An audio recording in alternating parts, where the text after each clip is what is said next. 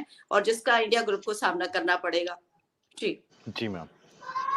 रविंद्र जी, आपने नीलम जी को सुना, तो कई पॉइंट्स उन्होंने बताए, जैसे कि जिस हिसाब से बीजेपी एक्शन ले रही है, इससे पोलराइजेशन की पॉलिटिक्स को बढ़ावा मिलेगा, हिंदुत्व की पॉलिटिक्स पे ज्यादा जोर होगा। आरएसएस का कनेक्शन दिखाया है कि तीनों ही जो सीएम हैं वो पहले या तो एबीवीपी में रह चुके हैं या आरएसएस से उनका डायरेक्ट कनेक्शन है।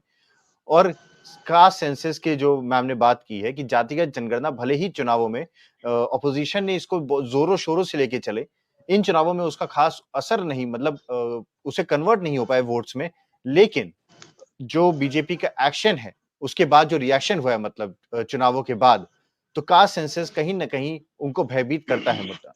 तो क्या 2024 में ये मेन मुद्दा रहने वाला है, या जैसा कि मैम ने बताया कि पोलराइजेशन, हिंदुत्व, आरएसएस का कंट्रोल, ये सारे मेन मुद्दे हो जाएंगे? और एक और बात, मध्य प्रदेश को लेके कहा जा रहा था कि समाजवादी पार्टी और कांग्रेस की जो खिटपिट चल रही थी, उसकी वजह से भी काफी बड़ा नुकसान दोनों पार्टीज को हुआ है। और एक ओबीसी व्यक्ति को, यादव समाज से आए हुए व्यक्ति को सीएम बनाकर कहीं ना कहीं जो बिहार और उत्तर प्रदेश की राजनीति है, जहां पे ओबीसी की काफी ज्यादा वोट शेयर रहता है, इसको प्रभावित करने का कोशिश की गई है बीजेपी द्वारा। अखिलेश यादव और तेजस्वी यादव को कहीं ना कहीं घेरने का प्रयास है। इन सब पॉइंट्स पे आप क्या कहना चाहेंगे रविंद्र जी? देखिए, जो हिंदी पट्टी के 3 राज्यों में चुनाव हुए, उसमें मुख्यमंत्रियों की घोषणा करने में मोदी जी ने भारतीय जनसंघ से लेके भारतीय जनता पार्टी तक की अपनी जो कुटिल परंपरा उसका निर्वहन किया है। इनकी परंपरा क्या रही है, जहां पर प्रोफेसर बलराज माधोक जी, श्रीमान नानाजी देशमुख जी, गोविंदाचार्य जी, उमा भारती जी, कल्याण सिंह जी, मुख्तार अब्बास नकवी जी, मुरली मनोहर जोशी जी, आडवाणी जी, सबको समय के साथ किनारे किया जाता रहा है। इसी तरीके से मोदी जी पिछले 9.5 साल में लोगों को किनारे करते रहे हैं। तो ये इनकी बड़ी कुटिल परंपरा है। उसी परंपरा के तहत ऐसा हुआ है। अब एक बात नई हुई है कि ऐसा करते हुए मोदी जी ने यह ध्यान रखा है कि अब जो भारतीय जनता पार्टी रहेगी वो अटल आडवाणी काल की मुक्त भारतीय जनता पार्टी रहेगी, और रादर ये कहिए कि जो मोदी सरकार रहेगी वो भारतीय जनता पार्टी मुक्त सरकार रहेगी, ऐसा उनका मानना है। क्योंकि पहले उन्होंने अपने वहां से 21 आदमी हटा दिए, जो अटल आडवाणी जी के काल के थे, उनको हटा के भेज दिया राज्यों में, जिसमें से 9 हार भी गए।